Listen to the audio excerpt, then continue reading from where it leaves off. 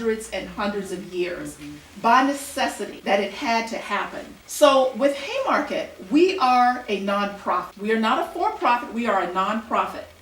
In America, nonprofits have a status where they maintain the work they do. They're not trying to shift, they're not trying to change. Many, many nonprofits over the last decades have come about. They have a legal status. Some of you have heard of a 501c3. That's intentional because there are regulations and limitations to the organizing, the advocacy, and the change that you are able to make. You are limited. So Haymarket thought, wait a minute, that's not exactly why we're doing this work. We need to look deeper. And we realized that there was a huge elephant in the room. We were doing good. A lot of people do good. I'm not saying small organizations and nonprofits don't do good work. But sometimes you need to stop and think about what you're doing. So when we really took a look at it, we were raising money. And every cent we raised, we distributed out to people who were doing amazing work in the region.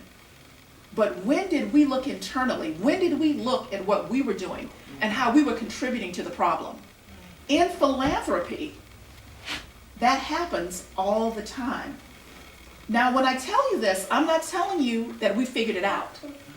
We are 20 years into a journey, a very specific, intentional journey. I brought a book with me today, and I have more of them that I can share called The Courage to Change, which was the perfect title for what I want to share with you today. He was not simply all right with sitting still. He could have. The man had the first doctorate of any Black American. The first. He could have chosen his path. He could have chosen a different path, but he didn't. So in honoring him and thinking about others like that, we decided to embark on an intentional journey. And as I mentioned about the onion, oh my gosh, it got intense. It was deep. It was hard. And let me tell you, as I stand here today, it is not over. We are still in the infancy of this journey in looking at racial justice, because we need to understand, how does racism work?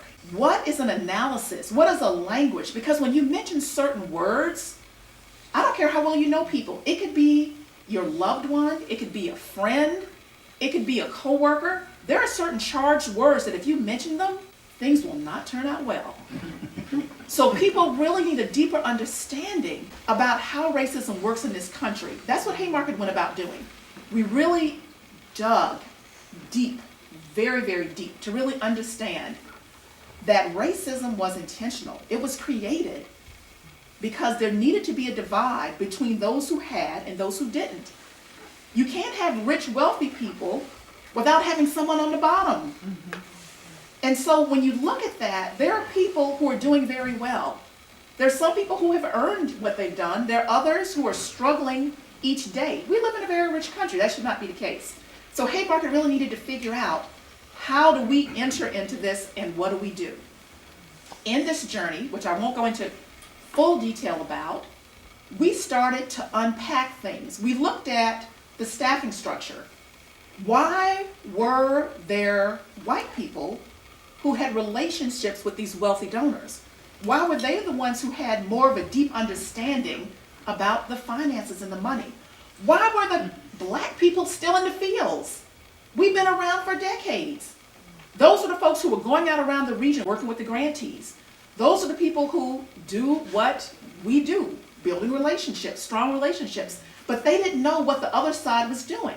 That's not okay. If we were who we said we were, we needed to really stop and really figure that out. Along with that knowledge came other inequities. I'm going to go there. Salary inequities. All right. We have to name it. You got to follow the money. There were people who made a lot of money.